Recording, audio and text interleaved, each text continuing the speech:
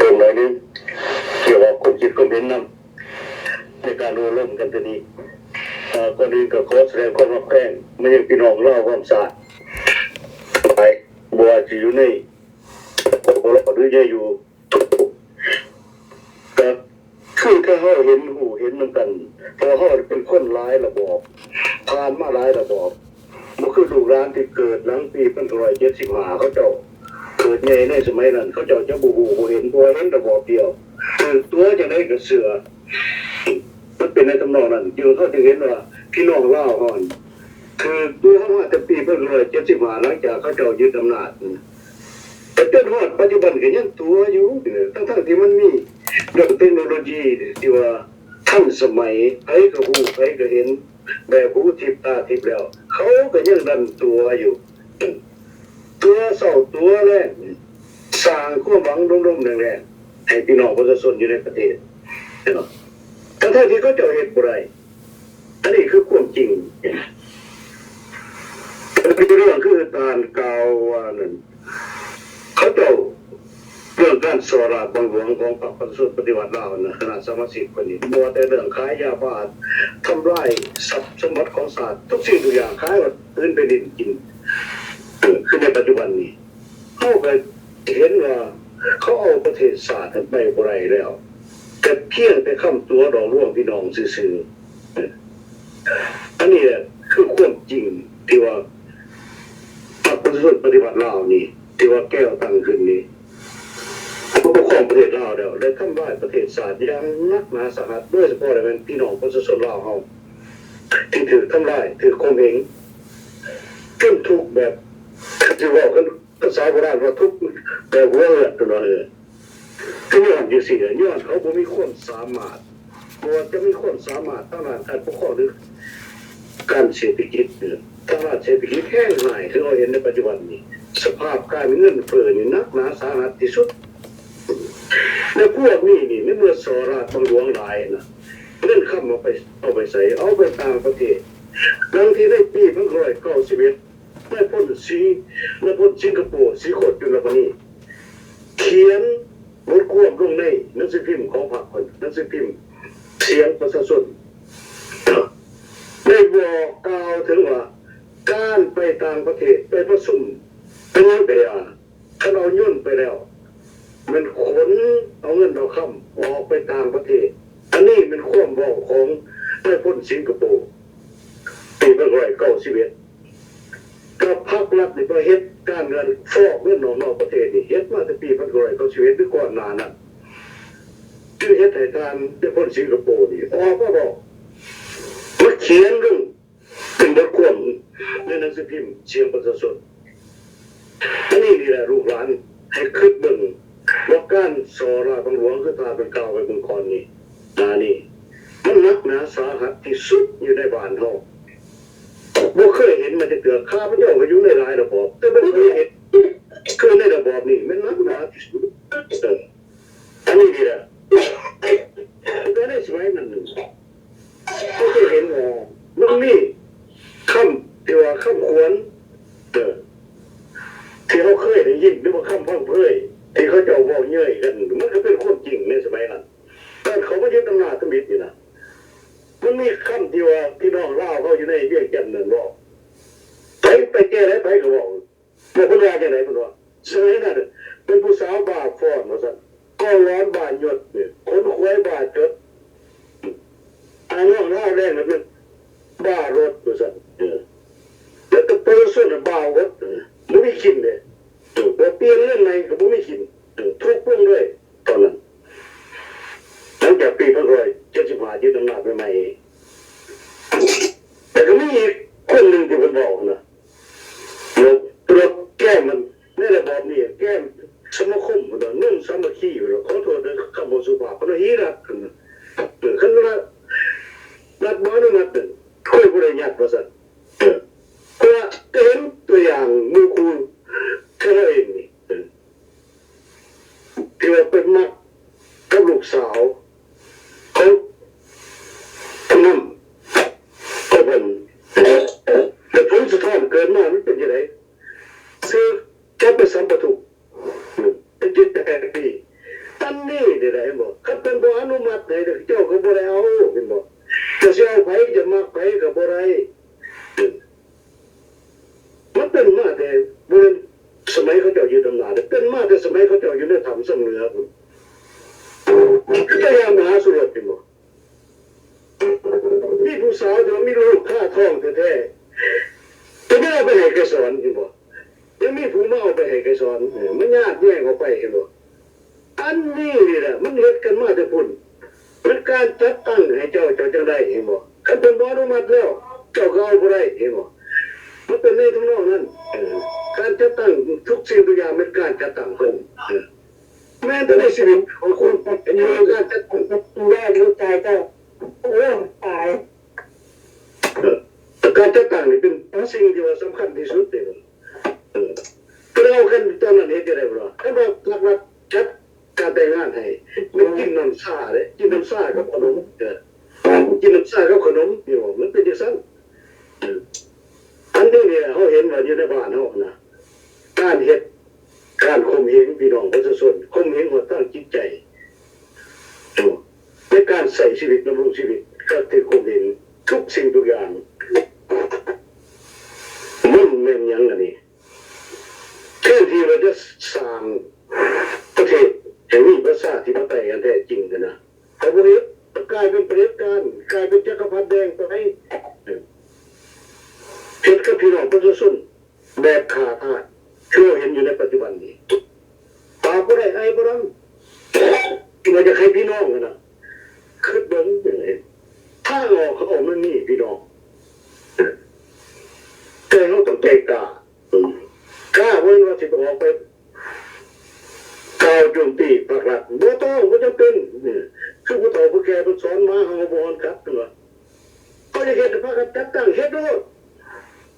แล้วก็ไปบอกเขาให้เขารู้จักก่อนถ้าเขารู้จักก่อนแต่ตัวตายเองบ่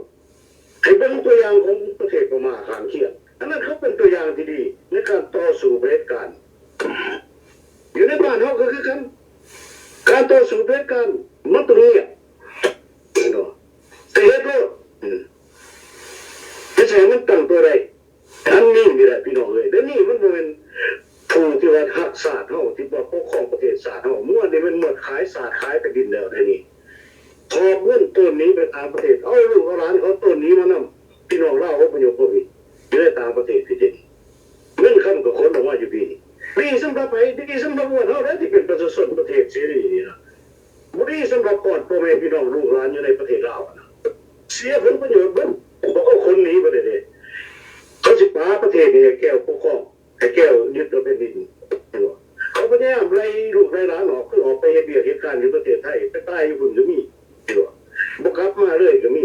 อันนั้นแล้วแผนการของโฮจิมินห์ให้รู้ไว้ให้มื่นหูมื่นตาเบิ่งก่อนมันสิสายเกินไปพี่น้องอันนี้เป็นคำเตือนจากพี่จากน้องเล่าเฮาที่ยังเป็นห่วงเป็นใยประเทศชาติและพี่น้องเล่าที่ว่ายังหลงเหลืออยู่ในประเทศนั้นเขาเข้าใจ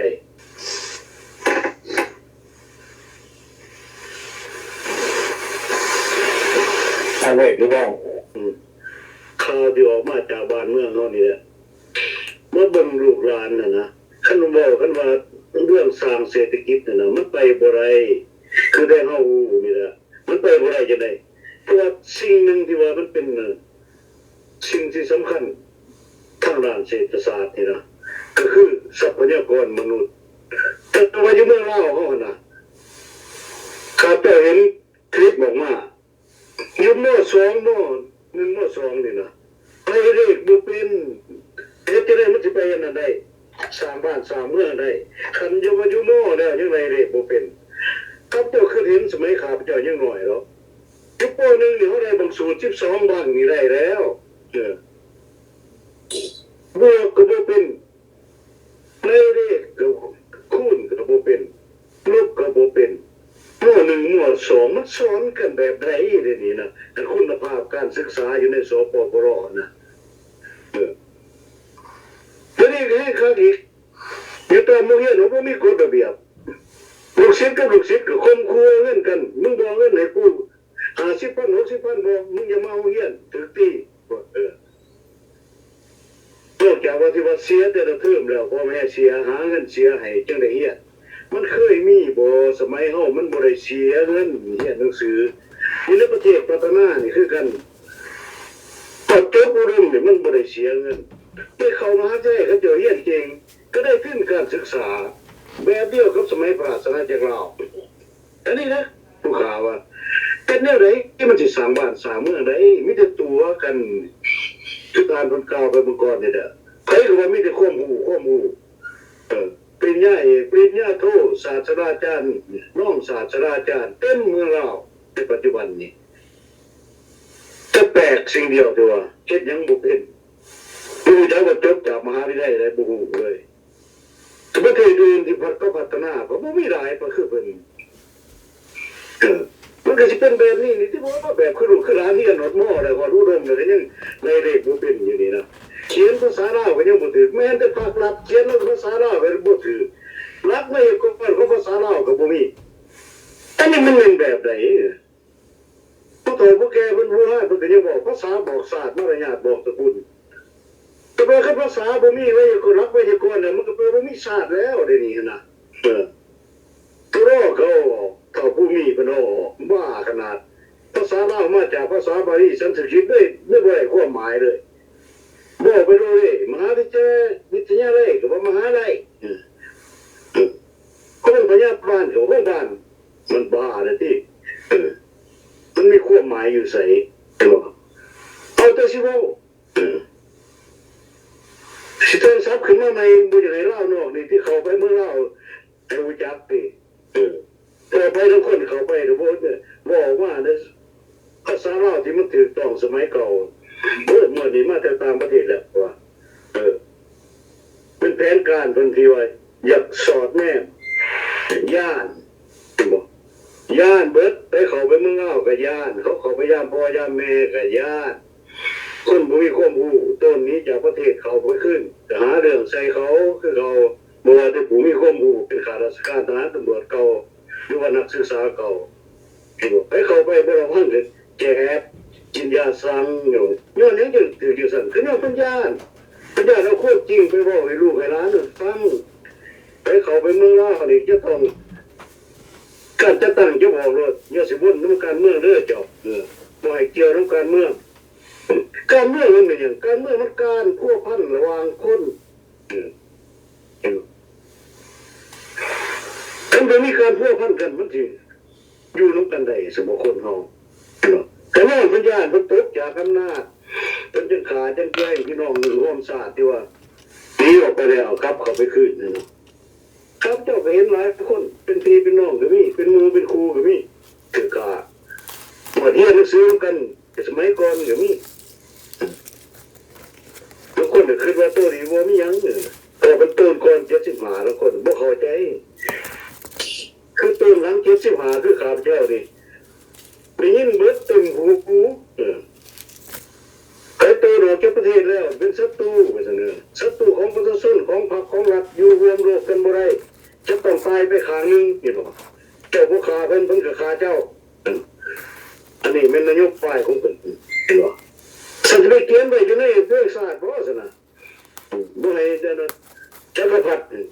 นี่มันขายศาสตร์เขาว่ารบกวนว่าตอนนี้เพิ่นเปลี่ยนใหม่ศีสนาศีสารเปลี่ยนเห็นบ่แค่ที่จะบอกเรื่องความสามัคคีศาสตร์เรื่องฮักเรื่องฮ้องกันโม่ให้แตกแยกที่เรามันบอกให้เขียนเนี่ยมันแตกสู้ขากันแล้วกูจะเอาประเทศสู้เห็นบ่อันนั้นนะแก้วเห็นขับปัญญังปัญนั้นน้องไอ้น้องล่าเวียดประสันมีคนล่าจะคนแน่ที่ตูนไปนะคือเรียกว่าขามไปเฮ็ดเวียกอยู่เวียดนามมันนะได้ดีคือว่าขามไปแต่ไทยปัญนั้นมาไทยกับลาวมันบอกภาษาเดียวกันเข้าใจกันได้คือเรื่องนี้บรรพบุรุษมาคือกันในสมัยหลายร้อยหลายพันปีก่อนเจอพระโลหะสร้างไทยก็สร้างไทยเขามาสร้างแก้วกันว่าภาษาก็ยังบ่เข้ากันมันมาคมเหงหัวตัวเองยังบ่รู้จักอันนี้เด้อความโง่ความจ่าของพี่น้องลาวเฮาบางส่วนนะอยู่ในประเทศนะภาครัฐบอกพี่ไอ้น้องลาวเวียดย้อนพรรครัฐได้ผลประโยชน์จากวันนั้นมันยก ขึ้นนั่งตั้งปกครองประเทศเห็นบอกนะครับต้องมีโอกาสสอบประเทศชาติขายประเทศชาติขายยาบ้าให้ลูกให้หลานกินที่เราเห็นในปัจจุบันเนี่ยทำได้ทุกสิ่งทุกอย่างระบบสาธารณสุขระบบการศึกษาเขตครอบประเพณีคือทำลายปุ๊บทีนี้ไม่จ้างตึ้มเมืองเวียงจันทร์ตึ้มประเทศเราครับเขามา75ว่าโอ้ยเปลือยประเทศลาวนี่ประชาชนประเทศลาวนี่เปลือยยังไงวะสันมันเปลือยยังไงอยู่บนไหนหาเรื่องใส่ว่าได้นี่มันเป็นยังไงมันสุดจะเปลือยยังไงสุดจนเอาอะไรแล้วได้นี่นะอันนี้ข้าพเจ้าจะให้พี่ให้น้องเล่านะมื่นหูมื่นตาขึ้นมาคืนมือนี้ย่อมรับความจริงสักครั้งหนึ่งบ่รู้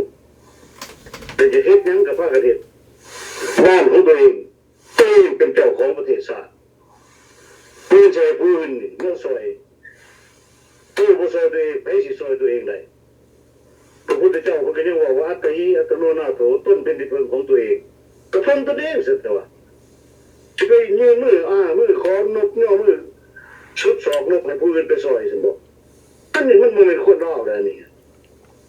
ขอขอบใจ